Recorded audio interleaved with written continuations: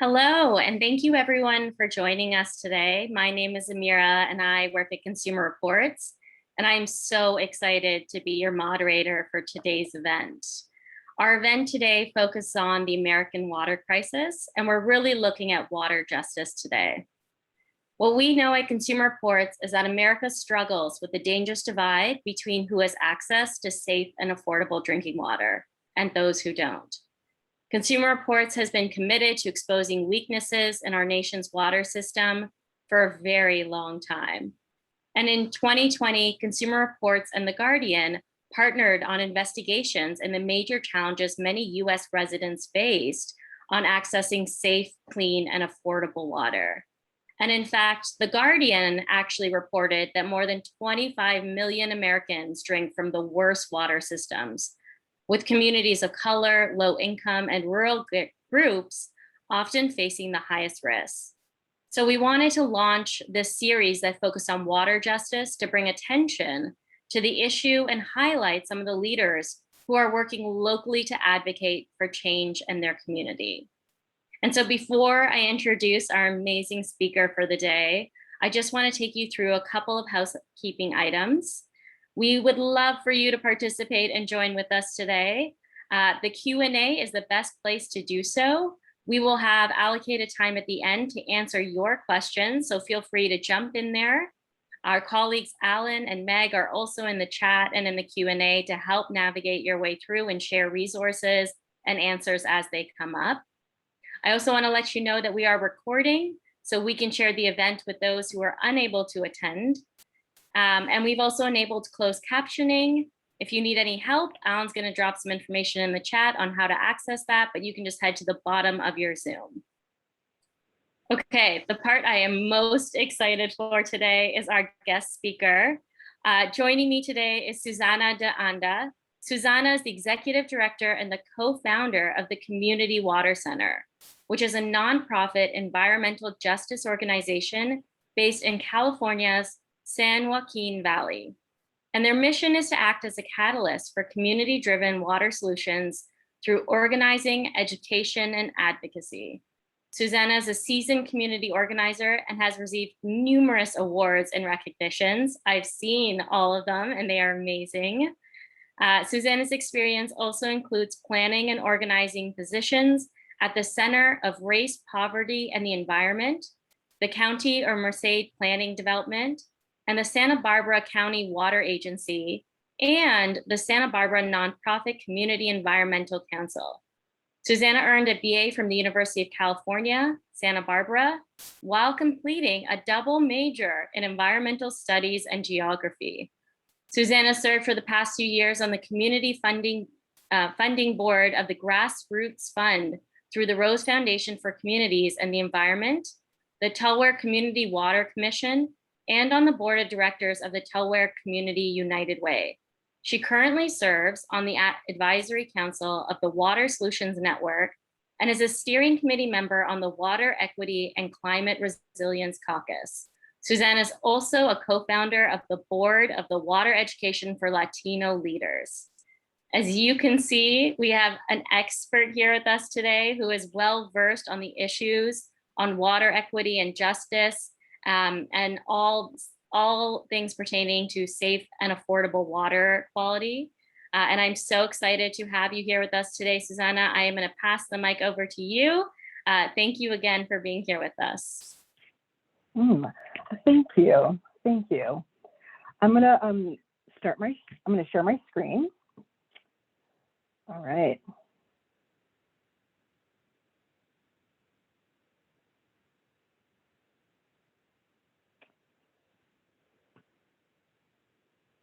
All right, team. Well, thank you for the introduction, and more importantly, thank you for having me here today. As mentioned, my name is Susana de Anda. I am the executive director and co-founder with Community Water Center, and I'm really excited to share a little bit of the work that we're doing here in California, and also just really talk about the alignment that we need to have to ensure that everyone has safe, clean, and affordable drinking water in our country. With that, I'd like to just give you some grounding of who we are and what is that North Star. What do we work towards? Our mission, as mentioned earlier, is to act as a catalyst for community-driven water solutions through organizing, education, and advocacy in California. And overall, our vision, our North Star, is to ensure that all Californianos, all Californians have access to safe, clean, and affordable drinking water. Some grounding. So why do we exist? Why does the center exist in California? Well, the reality is that in California, over 1 million Californians are exposed to unsafe drinking water each year. This means that families in our state are having to deal with this crisis for far too long. It also means that our water quality in California has a huge problem, and people are exposed to toxic contaminants that can get them sick, such as an acute contaminant like nitrates. Nitrates have been exposed to the blue baby syndrome, linked to kidney and cancer as well. It's contaminants that no one needs to have access to. I also want to just do some framing around water. Over 95% of our Valley residents rely on groundwater. So groundwater is that source of water that we have to protect and prioritize for beneficial uses. For us, I think drinking water is a huge need, and so we need to ensure that we protect groundwater from further contamination.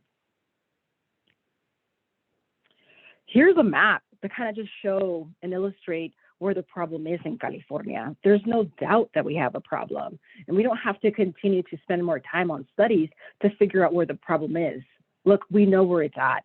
So this map here kind of illustrates where all the systems are providing unsafe drinking water, where the systems are out of compliance. And that's that red star. So you can see where the pockets of the red stars are at throughout the state. It actually follows the narrative.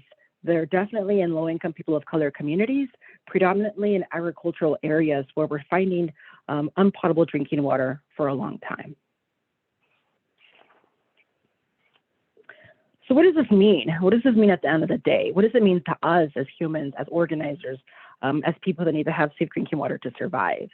It means that it's not an accident that the heaviest load is held by, it's no accident that the toxic load is the heaviest in the most politically disenfranchised communities, the homes of the immigrants, the homes of the poor, the homes of people of color. It means that moms have to worry about ensuring that their kids don't swallow the water they use to brush their teeth because they're going to get sick. It means that Berta Diaz here in this picture has to have bottled water or vented water in her home just to have safe drinking water, because many of our familias are exposed to unsafe drinking water. And in addition to that, many of our residents are having to deal with having to pay some of the highest proportional water rates for toxic water. It means that people on a daily basis are exposed to toxic water and have to pay some of the highest water rates for toxic water and still have to have alternative water supplies. For many of our hardworking familias, this amounts to at least 10% of their household income alone just to have safe drinking water in their home. And just to add to this narrative of why it's important to really understand environmental justice, and frankly, this injustice as it relates to water, there's plenty of studies that show that arsenic and nitrate water contamination disproportionately affects low-income and Latino communities in our state. So the reality is, if you look like me and you live in the Valley, you're going to have higher chances of having polluted water. You're going to have higher chances of paying some of the highest water rates for water that can get you sick. And that is why Community Water Center was established 16 years ago. That is why I believe we need to galvanize and mobilize and educate our impacted residents to say, ya basta, no más. We deserve to have safe drinking water as a human being, and we need to thrive as a community. For us to be resilient, we need to have this basic necessity met. Here's a photo that I like to kind of just give some perspective. These two water samples are actually from the communities we get to organize and work in. If I was to ask the majority of you, if you were thirsty, which water sample would you drink from? Well, I would imagine that the majority of us would select the clear looking water bottle. Unfortunately, it's the agua de dulcor that's safer to drink. Now that it looks dark and brown, and it actually smells like manganese and sulfur. However, those are secondary contaminants that are not going to get you as sick as nitrates. And I bring this up because in Spanish, we like to talk about las apariencias pueden ser engañosas. Looks can be very deceiving. It's really important that as human beings, we're more connected to water quality to make informed decisions to protect our health and our families. And once again, if water is clear and smell-free, it's not a guarantee it's safe to drink. And at Community Water Center, our foundation is to ensure that people have access to good information, to make informed information so that we can avoid becoming sick. Listen, we're talking about drought. In California, we've experienced droughts many times, in many years. And frankly, I don't think we've come out of the 2015 drought. We're going into a worse drought where we're seeing a lot of families already starting to lose access to running water. It's a good reminder that water is not infinite. It's a good reminder that droughts are going to be a lifestyle for our country, and we need to assimilate and have a more connectedness to this drinking water source from the perspective of making sure that, one, we protect it from contamination, two, that we use it for beneficial uses, and be mindful of why we're using water and not wasting water in things like maybe grass, things that we shouldn't be growing anymore. I think we need to readjust the way we use water to prioritize that for beneficial uses. Here we have a photo of Simona Magaña, a woman that experienced the drought firsthand in 2015. And for months in her home, she didn't have running water. So her and her husband would have to go get water and fill up these jugs and then use buckets to wash their dishes and use it for flushing their toilets. And that's a reality that we're seeing happen more often. But one thing I can tell you is this: the response to our communities and the way we need to ensure that we leverage resources is got to be more effective, efficient, and more respectful. It was not okay that Simona had to deal with this reality for months. And we need to avoid that going into this drought once again. So at the end of the day, Community Water Center's mission is to ensure that we secure the human right to water.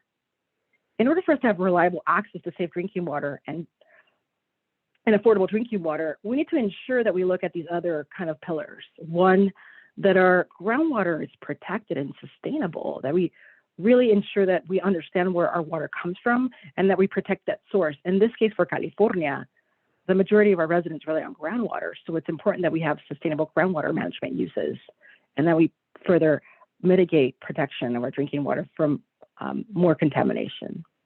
In addition to that, we need to ensure that we empower and engage leadership, that we work alongside with impacted residents to ensure that they also drive the solutions that we want to see on the ground. Listen, in order for us to really achieve change, I truly believe you have to work alongside impacted residents to solve the reality that we're faced with, in this case, as it relates to water. It's important that we work with our impacted residents and communities to drive that long-term change. And ultimately, we need to have safe and affordable drinking water solutions that are addressing this broader scale. And at the end of the day, we need to have funding available to make this a reality. So one thing that I would say as an organizer in California and in the country, the Human Rights to Water Act of 2012 was passed. It's the first one in the country. We have a law in California that says that every human being has the right to have safe, clean, and affordable water. We needed to pass a law to bring attention to this reality. We needed to pass a law to bring attention to the conditions that we have in California. You know, I would say the Human Right to Water Act was a very powerful organizing tool. It's the foundation by which now we work towards to ensure that every policy and every regulatory agency as it relates to water is really thinking about the human right to water and making sure that we deliver on that dream. Now, earlier in my presentation, I talked about how over 1 million Californians don't have safe drinking water right now. However, we passed this law in 2012. So we're in violation of the Human Right to Water Act. And one thing I can tell you is solutions are taking too long, and we need to expedite the resources to drive change faster. A lot of our residents are the ones helping pass these solutions into law, and we want to ensure that we manifest solutions before the next generation is condemned to having no safe drinking water. So on that note, I just want to highlight that the foundation for us to really mobilize and ensure that we deliver on the human right to water is ensuring that all the laws and policies are with that foundation. We passed the Sustainable Groundwater Act in 2014 in California. And why that's important? Well, it's important because groundwater is our drinking water source. And in California, prior to this act, we had no way of organizing around making sure that we would use groundwater wisely for beneficial uses. We needed to make sure that there was a law passed so that we would be mindful of how we share this valuable resource. And so SGMA was passed in 2014, and it's vital that we ensure that it's implemented correctly so that we plan towards a future where everyone can have a reliable source of water. In addition to that, as an organizer, we can organize around change, we can organize around hope, but ultimately we need to have resources, funding, and driving solutions that we need to see on the ground. And so for that, the Safer and Affordable Drinking Water Fund was passed in 2019. And frankly, I feel like that was the biggest missing link in the water justice movement for California. We needed to have a reliable source of funding dedicated and targeted towards implementing interim and long-term solutions for our communities. Look, many of our residents have lived in this reality of not having safe drinking water for decades. And we can talk about the problem, and now we know where it's at. But more importantly, we need to have a sustainable source of funding dedicated towards solving this change. And so the fund was passed. Governor Newsom passed it, promising to ensure that we would have for the next 10 years a promise of a $1.4 billion investment targeting our communities, both interim and long-term solutions to have safe drinking water. This is a huge victory for the movement, and it was driven by impacted residents. This photo here illustrates all of the communities in California that really fought hard to ensure that the human right to water was passed, and more importantly, that funding also followed to deliver on that dream. Where we're at now, we're in a huge pandemic. I also want to remind us that as we continue to ensure that we drive solutions, our Black and Brown communities continue to be disproportionately affected by water debt. Currently, right now, California is in a $1 million water debt. And it's affecting a lot of our communities. So it's really important that we're mindful of the reality of how water and water rates disproportionately impact our community. And it's important to call that out and lean into that, because then we want to leverage resources and target and prioritize our communities at the forefront to ensure they get the resources sooner rather than later. I want to say that with Community Water Center and working alongside with impacted residents, we are shaping the California we want to live in. We are driving the policies that we see firsthand that we need to have, and therefore we want to ensure that we help implement. While we pass these laws, the implementation is just as important. And I think this is a photo that kind of just illustrates that the movement is collective. But that said, we're really mindful of how we want to shape California. And it's really critical that we expand our resources and really work alongside more stakeholders to bring about change.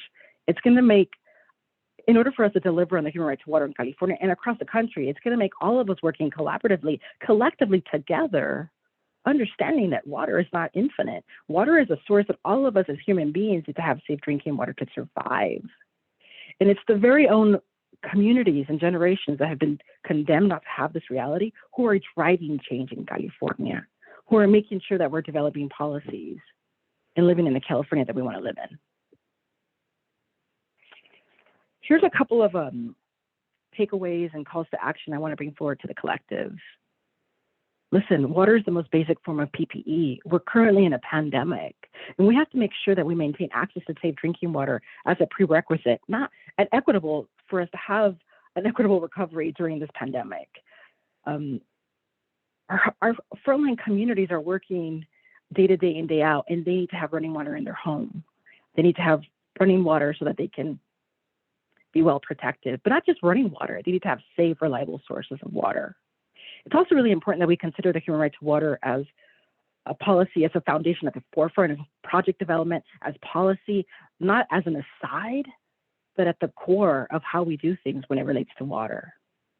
I also want to bring attention that currently in California, one thing that we don't have is drought resiliency and planning policies in place. I just mentioned that we're in a drought, but we're not ready to plan for a drought. That's the problem. Policies trail behind impact. And so currently right now, we call to attention to help pass the drought resiliency and planning policy, SB 552, that would ensure that we're better prepared and better positioned to deal with droughts, but not from a a standpoint of the aftermath, but being more prepared on how do we invest in drought resiliency infrastructure for our communities, knowing that droughts are going to be a lifestyle in California. And for that, we need to have better planning. For that, we need to have better emergency resiliency planning as well. And this is what that bill would do. So I call to action to help us pass this by calling this phone number. In addition to that, we've got over a ton of stuff. I'm here to share with you that Community Water Center is one organization trying to bring about change. That said, it's going to take all of us to ensure that we understand that water is not infinite and that water is critical for all of us to have safe drinking water. So if you have safe drinking water, you're lucky. I call on you to help ensure that everyone else has that same reality. I believe clean water is a basic human right, and that should never be a privilege. Please stay connected. Join our social platforms. You can join our listserv to be connected to all the work that we continue to do in California. Here's our website for you to check that out as well. And again, with that, I just want to say thank you for allowing us to be here this afternoon, and I'm happy to take any questions. Thank you, Susana. That was so informative. And the line that you always say that water is a human right always resonates very strongly with me, and I know many others. And it is really helpful to have places to point for some advocacy. So thank you for that as well. For those that are watching, we have tons of time for questions, so please continue to fill them into the Q&A. I'm going to start fielding some of them to Susana, and we're going to get through as many as we possibly can. Susana, the first question is, there's already some interest in others in the Community Water Center and finding organizations like yours in other states within the United States. So is there opportunities to connect with organizations like yours elsewhere in America? Do you work with them in collaboration as well? How can people figure out organizations like yours where they are? Absolutely. You know, as a matter of fact, I think that there's this caucus that's been kind of developed so that we can bring about, just have more of a discussion on the infrastructure that we have currently in the country. I would say that there are other organizations working across the country around water. For more information, definitely call us, but it's around the caucus and resiliency kind of coalition building that's happening now. I will say this, Community Water Center is happy to share our approaches and resources, but by all means, every state and every community is unique in itself. So we just want to share what we know and help inspire questions to figure out how we bring about change in other states and other communities. But by no means, we're just one way of doing the work. And I'm happy to share our model of change and other information as well. Great, thank you. And then, you brought up at the end, actually, can you pull up that last slide again, if that is easy? Some people really wanted to write down the number. So hopefully we can grab that, and our team in the back end can drop that in the chat for those who want to see it. Because there was a really good call to action there to get that info down, to advocate for the bill in California. And so we really want to give people the chance to do that. Thank you so much. So those of you that missed it, here's a slide on steps you can take. So hopefully you can see that number and jot it down. And as the slide is up, Susana, obviously this is like a very important policy in California. Is there an equivalent of that in other states that you're aware of? Like, what other states can we look at to model like acts and policies that are pushing forward water quality? I would say I feel like other states have their own kind of way of planning. I don't have examples to call your attention to. Now, that said, I will also say that there's a lot of work around creating a low-income water rate assistance program at the federal level. And many states currently have that for multiple uses. California doesn't have that for water. So I do want to just kind of put a plug in for the collective that's on here today. More to come on that. And I think it's going to be a huge effort that we're going to have to see at the federal level of how do we really make sure that we create these programs to help set this low-income assistance programs, at least for water. California doesn't have that. Other states do. And so we're definitely calling for more support to ensure that we can drive that kind of change in our state, because we need that.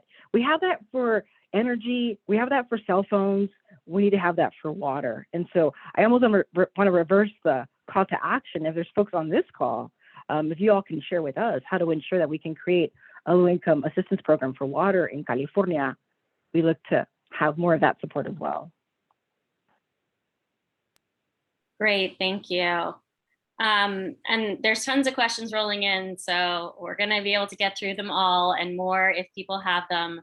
But the next question is really around working with the indigenous communities that are really advocating for stopping oil pipelines that we know are impacting water qualities in certain areas, specifically for often what are called marginalized people. So are you advocating with indigenous communities in any sort of way, working on these issues with them, and like potentially working with others to advocate for the Biden bill towards the infrastructure, with Biden administration on the infrastructure bill that could potentially support better water quality and affordability? You know, I would say to this is that in California, we're really mindful of working alongside with our indigenous communities. We also have to be mindful of how, as we pass policies, that the implementation is also equitable. I think many times we find victories in passing really good laws and really good policies, but we find that in the implementation is where it actually breaks down. So I think that's a huge thing that we want to be mindful of. Obviously, you know, I think it's important to also recognize that there's going to be different stakeholders with different kind of stances on certain things. And I think it's important when it comes to water, team, to be able to talk about the differences, to be able to talk about how we can have equitable access to water, and more importantly, talk about how we're all affected by it, because we're all affected by it in different ways. And that means that solutions are going to be different in different communities. So again, it's not as universal. It's for me to say, yes, we work with tribes. I would say we're in alignment in discussing about policy. But I think more importantly, we need to have a bigger table to talk about the differences and really galvanize and mobilize around making sure that policy is more holistic and that everyone is at the table, not just one or two, but everyone that's going to be affected by whatever policy we're trying to draft. And as it relates to water, by default, low-income people of color are never at the table. As a matter of fact, I would say this, the reason why we're experiencing many systems without safe drinking water for a long time across the country, not just in California, is for the lack of good water planning policies, for the lack of inviting us to the table to be part of planning, to be part of water development projects. Where we're not at the table, they're not going to create the right systems for us.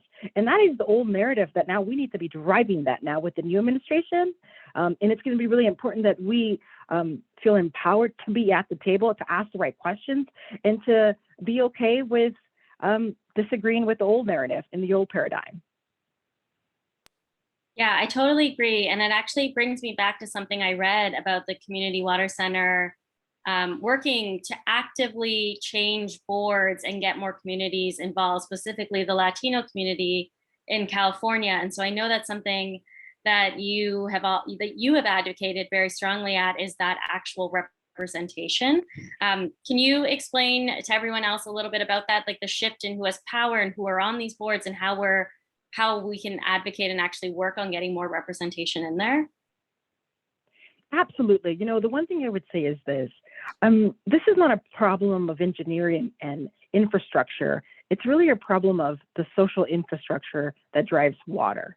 It's the people component to this puzzle that I find to be one of the biggest challenges and barriers. Look, we can find treatment, we can do connections of pipeline, but the hardest thing is making sure that people who are deciding on a daily basis our water rate structure, making decisions on our water system, it is those folks that if they don't have the right capacity to understand what is best for our communities, they are blocking change and they become the problem. So I believe that in order for us to really address and have water justice, we have to have better representation of people making decisions around water. So at Community Water Center, a lot of the residents that I get to work with on a daily basis are well informed on what is nitrates, where is it coming from, how do we stop contamination of nitrates, as one example. And then more importantly, we really encourage folks to consider maybe becoming part of the local water board, helping them understand that, give them the capacity, and for them to understand that there's a lot of power in making people's lives better by making better decisions. You know, I will tell you this, there's a lot of old policies that even if they're erased from the books, we still have this entrenched racism. There's still some policies in the book that are implemented, even if they're not intentionally written out. But at least in Tulare County, there was a big problem in their Tulare County General Plan where the county had a policy. It's been eliminated now, but it actually had a policy that said that there were 16 communities to have an authentic future, and therefore the county was not going to invest funding into these communities. That kind of just shows you the intention behind some of these policies.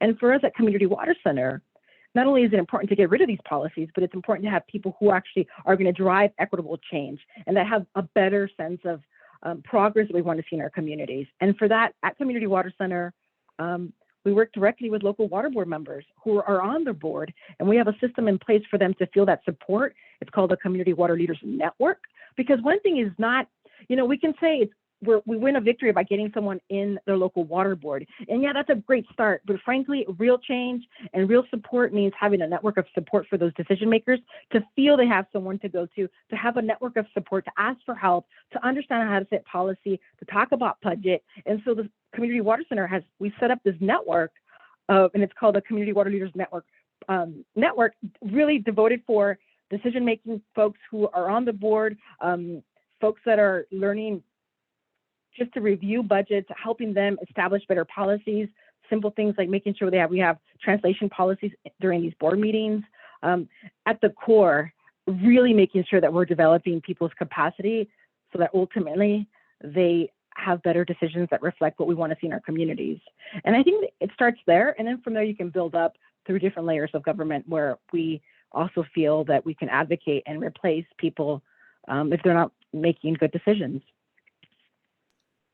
I want a Community Water Leaders Network in my area. I'm going to have to check out for that and see how we can advocate for more of those type of networks that I can imagine will bring so many people to a level of advocacy, but also just like a voice at that table. So thank you.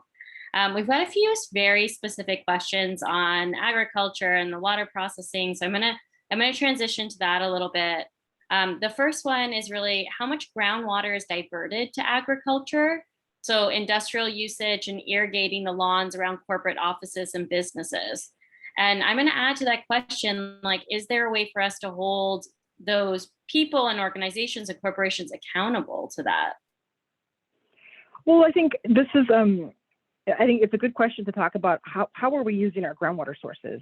What is it used for? And I think that was the purpose of SGMA. SGMA is the Sustainable Groundwater Management Act that was passed in 2014 with the intention of exactly that, making sure that we better manage our groundwater sources for reliable and beneficial uses. Without having a law in place, basically anyone would be able to drill deep into our aquifer and use and over pump water for whatever they felt they needed to grow or use the water for. And that is a huge impact because over 95% of Valley residents rely on groundwater. And so when you have a big consumer of water using it for growing almonds or whatever, and if it's nearby a system where they're also relying on groundwater and they have 2 wells, you're going to have some major impact in the nearby community. So that is the reason why that law was passed. Without that, there is no way of managing groundwater. And so it's a no-brainer. Now, I will say this. I would say the biggest consumer of our groundwater continues to be agriculture. We live in California. I'm currently in the Central Valley where we grow a lot of our food. But one thing I want to say is we need to reform the way we grow our food and remind ourselves that water is food and we need to protect our water from further contamination. Yeah, water is food. Water feels like it's everything in times.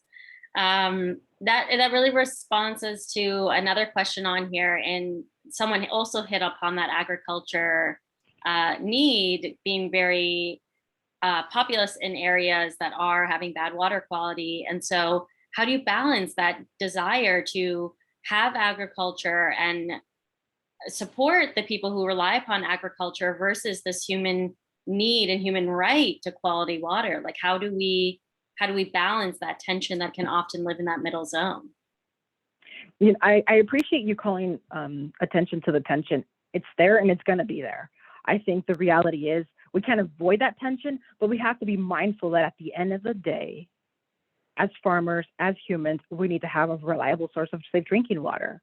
And I also feel really strongly that we need to hold polluters accountable. The regional water boards have to do a better job of mitigating and controlling pollution, and they need to hold the polluter accountable. If they pollute our drinking water, they need to correct that. They need to help solve that. They need to stop polluting that. And it's a tension, but at the end of the day, I do think that's something that we can find alignment with. Community Water Center wants to have policies that ultimately are winnable on both sides. Now, that said, it might not be equitable on both sides. I'm a water advocate. I truly believe that as a human, we need to prioritize safe drinking water for people before we grow almonds, before we grow grass. And there's tensions behind that. I also believe that we need to hold our government agencies accountable to do a better job of stopping pollution and making sure that those that do pollute are held accountable for that. That's something that has not happened consistently throughout our history, and that has to change, because if it doesn't change, we continue to condemn future generations to live in this reality of not being able to drink tap water without the fear of becoming sick. And that's not okay. Look, in California, not only do we have over 1 million folks without safe drinking water, but we also have more schools that are not providing safe drinking water to students.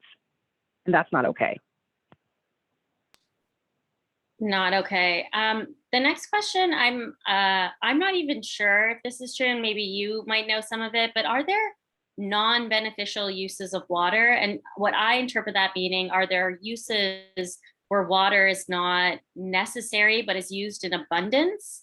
I don't know if there are, but if there are there ways for us to stop those type of uses of water so that it can replenish water systems and be safer? Well, I think, it depends on who's reading that definition. I would say, beneficial uses should be a priority for drinking water resources. No, I would say there's other corporate greed plays a big part on using water for things that we may not have to grow anymore. And I think as consumers and as humans, we have that people power to invest in and buy certain products that we believe in. I can tell you now, here in California, we should reform the way we grow some of the crops, because it's at the expense of actually costing people's lives. People are not having safe drinking water in their tap for decades. And so I do think that we need to be mindful of what is beneficial use for who, right? And at the end of the day, I truly believe that we need to be mindful of prioritizing drinking water for human consumption, prioritizing drinking water quality for human consumption, and those that don't do that, they should be held, accountable for that. And we're going to shift a little bit more to the funding and affordability. So the question that how do we get the money to afford funding to water quality for those that don't have it? And how do we potentially even just reduce the cost for individuals who are affected by non-quality drinking water? Because we know that when it comes, access is one thing and affordability is the other, and that cost is often really high, and you identified that too. So how do we get support to help reduce or eliminate some of those costs that certain communities are facing? Yeah, great question. I would say one is, I've been working on water for over a long time, my entire professional career.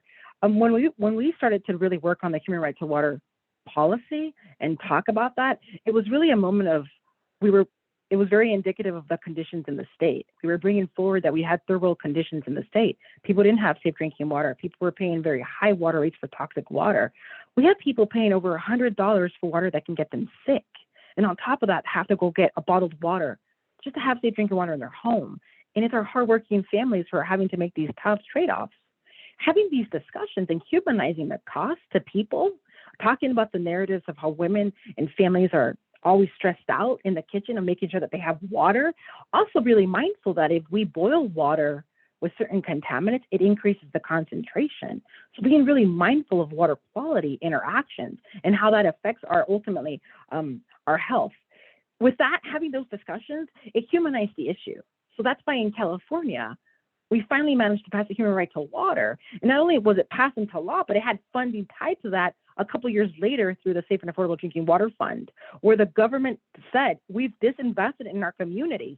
In order for us to have a reliable funding source, we needed to pass the fund, and it happened in 2019. Now, I will say this, now we're in an era where we have money available we have to be strategic around how do we make sure that we implement funding from a standpoint of a short-term solutions now, making sure that we provide bottled water to residents, filters, certified filtration devices for certain areas, making sure that we monitor those as well. But ultimately with that mindset of how do we actually drive long-term change in our communities?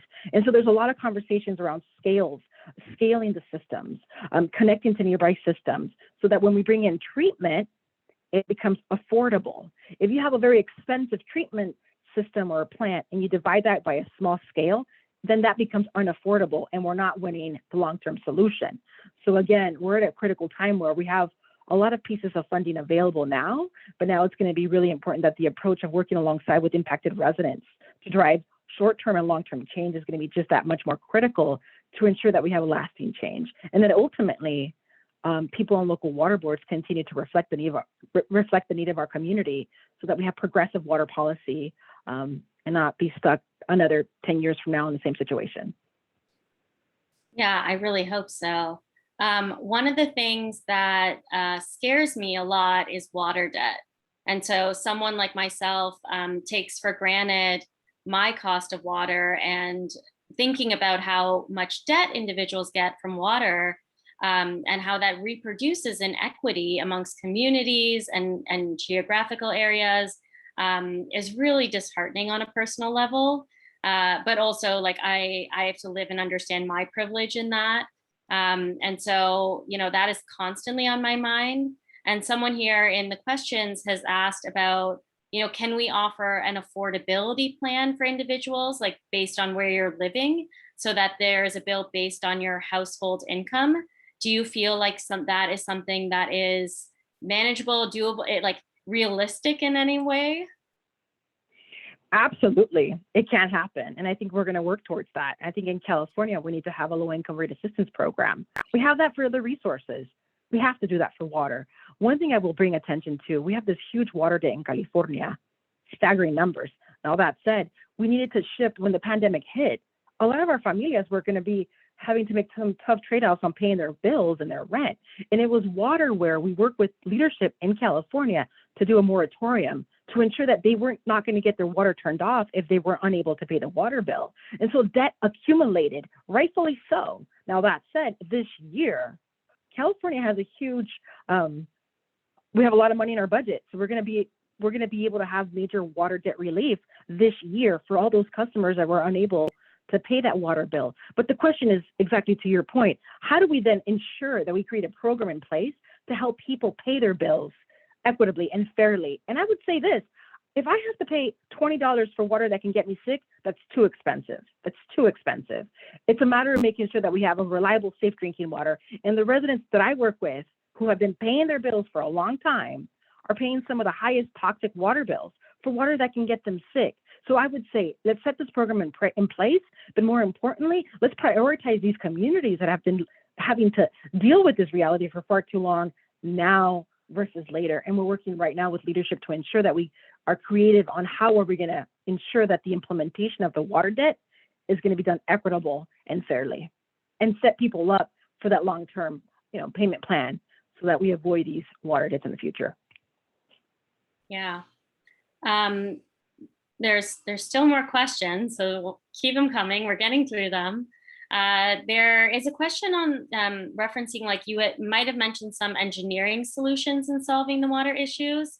One of the things you did mention was just that California is not getting adequate water in wet times and the droughts and stuff that are happening. Is it realistic to run pipelines from something like Oregon to Washington to provide water to California? Or what are some of the other solutions to making more fresh water, if there are any? My reference to engineering is that this is not an issue of science and engineering. It's an issue of ensuring that impacted residents are part of the solutions and that we have resources to actually implement the solutions in place. So it's a little too soon to say a pipeline from a different state to California. Look, bottom line is now the state of California is going to have significant funding available to drive solutions. What we don't want to see is have engineering firms from different areas come and tell us how how we should do certain things. That approach is flawed. And I truly believe that we need to build local capacity, local jobs, local knowledge, and have that as an expertise to drive change.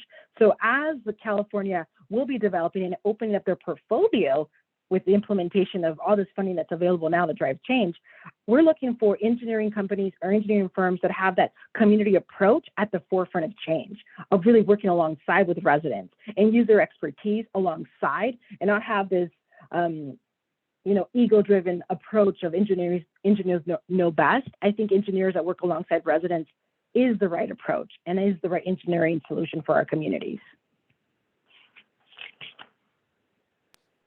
Yeah, and another one specific to California. Do municipalities in California combine the bill for drinking water with other municipal services such as sewage and garbage pickup and disposal? And do residents understand that these other municipal services are contributing to their water bill potentially? That's a really good question. I think in California, we have over 7,000 different water board systems. And it varies in different locations. So in some jurisdictions and cities, you do have a bill that kind of has all these different deductions for different utilities. But it's not always the same thing for every community. In the areas I work with, residents usually pay a water bill just for water, and that's separate from their sewer. So it's separate. It's a separate bill, separate fee. A lot of these systems have two wells that have been functioning for a long time that are not providing safe drinking water. However, just to maintain the system, the rates are pretty high. And so usually treatment becomes unaffordable because if you bring in treatment and you divide that across a small scale of connections, then it becomes very unaffordable when people are already paying over $100 for toxic water. So it varies. In different municipalities, the rate system or the bills are just set up differently. I think that's the problem.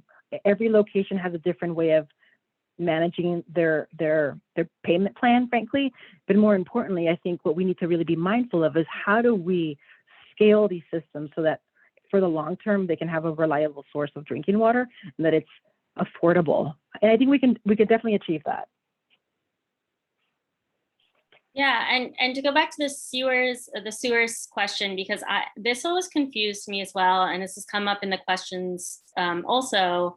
It seems like a weird waste of using clean quality water in our sewer systems and then in our municipal areas. Like, are there alternatives? Can we switch those out? Is there something we can do, or is that just how it has been and the only option? Well, I think it's important to also recognize that in the water world, we have all these different departments and different laws that apply towards water for wastewater and drinking water. So that's a problem in itself, that it's very siloed. So take, for example, in some communities that we work with, their drinking water wells are contaminated and they're on septic tanks. In order for us to create change, we have to pull from different fundings and different restrictions because it's different funding for wastewater and it's different water for drinking water. And there's different regulations that apply for both. And I think that's a huge problem. But that's the reality that we have right now. So it's a matter of, it's a case-by-case situation. Ultimately, I agree with you. I think we need to find a place. We need to have that sweet spot of how do we ultimately optimize our resources and use gray water for certain things and be mindful of that. I will say this, in our communities, we're the environmentalists, we're the conservationists. No one's gonna wanna spend more on water when they're already spending a lot on water. You know, no one's going to want to over water if they don't have to, when they're having to pay $100 for water and then on top of that have to have bottled water. They're water conservationists. So I think once again, it's really, really being mindful of every community is going to be unique. Every community is going to have a different solution. There is not a universal solution. The only universal statement that I would say is I believe clean water is a basic human right, and that should never be a privilege. Yeah, never. There's two more questions, and I'm going to ask those before we wrap up.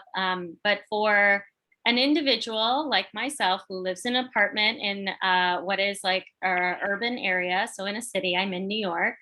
What can I do to save my water? Like, I feel very disconnected from certain communities and areas where this is such a deep problem. And someone has also asked the idea of like, what sort of options do we have where we can help support? Good question. One, I feel like in order for us to be in alignment with water, I think it's important to realize, like, where does your water come from? So I would say this: if you pay a water bill, every year you're supposed to get a consumer confidence report in July. It's a water quality report that gives you a good sense of your water quality problems or what the system is doing to achieve that. Get connected to that. That's the journey for us of discovery, learning, like, what is in our drinking water? What are we monitoring for? What are the new and up and emerging contaminants that we need to be aware of? Mind you that in water, we're only going to know what's in our water if we're looking for it. So that means if you're not looking for it, it doesn't mean that you don't have it. So there's a lot to explore. So we got to be connected to that. And I think once you realize if you have safe drinking water, I think the question is nearby. Start learning about nearby communities that don't have safe drinking water and help achieve change for them. Look, at the end of the day, I truly believe this is man-made, so we can fix it. But it starts with you really being connected with your water quality, where it comes from, who's your local decision-making authority, are your water bills going to go up? What power do you have? And I think the more you're connected to water, the more better questions are going to be developed for you to be more in tune and really help build water justice across the country. Yeah, and when we ran our investigation with The Guardian, one of the things we had many people do was you have access to the public records of water reports in your local area. So whether that's your municipality, your town, your area, you can actually do this search and like research the records and understand how that quality compares, and then pull those from potentially other areas as well that might not be far off, because there can be stark differences. That was really interesting when I went down that road, trying to investigate it myself. Okay, we have a lot of people fired up in the questions. And so this is the last question, but there are so many organizations that we think about when we talk about accountability. So the issues over Nestle or corporations that are, polluting or contaminating the environment, either through air, land, or water. And I just want our last focus to be on, how do we hold these organizations accountable? What can we do as citizens? How can we advocate for the likes of Community Water Center to do some of this advocating, whether it's like in a state-based area or federally? There's so much attention towards these organizations, but they just don't feel like they are being held to the accountability level that so many of us feel they should. I think that's a big question. And I want to just remind ourselves and realign ourselves. I work with low-income people of color that are affected by this reality. So for me, the work that I'm going to do is going to be in alignment on how do we build power within our communities to address corporate change and corporate greed and hold government accountable to doing a better job. And that starts with us helping ourselves, helping our communities, and recognizing that water is it's a we issue. And so when we talk about Nestle, when we talk about corporate greed, I think it all goes back to what are your activities? How are you either supporting that or not supporting that in alignment with your own values or the communities that you're organizing with? For us, many of our residents have to buy alternative water sources. That means bottled water. Now, bottled water has less requirements for regulating their drinking water that they bottle up. So in essence, you can tell me that the alternative source is not safer. Well, that's true. It could be not safer, but I can tell you this: if we know that nitrates are really high in certain areas, I'm not gonna ask folks to drink their tap water if they're gonna get sick from nitrates. The alternative is bottled water, but it goes back to the consumer. Many of us have a luxury of buying bottled water because we want to. It has better taste or whatever, but that creates this bad habit of having these corporations available to give us that bottled water. And for our communities, at the end of the day, no one wants to buy bottled water. We want to have safe drinking water from our tap as a right, not an option. And if we want to buy bottled water, it should be a choice. That said, that's not the reality for us now. So I would say, the call to action is, let's organize and let's work alongside residents that have not had this basic reality for a long time. People have had to pay some of the highest water rates for toxic water, and we need to stop and not condemn future generations to live in that reality. Yes, so much yes. Susan, I have to say your answers have been so clear, so direct to what I feel like I and others probably need to do. but also like your passion has come through, and I feel so much reassurance to have you as a water advocate in this world and in this country.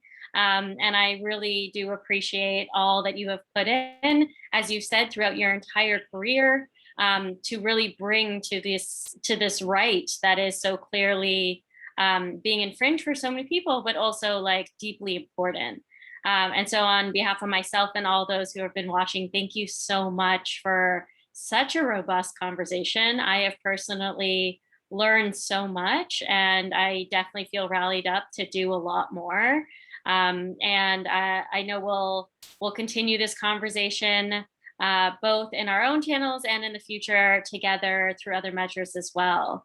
Thank you for joining us so much. For those of us that tuned in, thank you as well for joining this really important conversation. If you want to learn more about Susana and the work at the Community Water Center, you can go to communitywatercenter.org.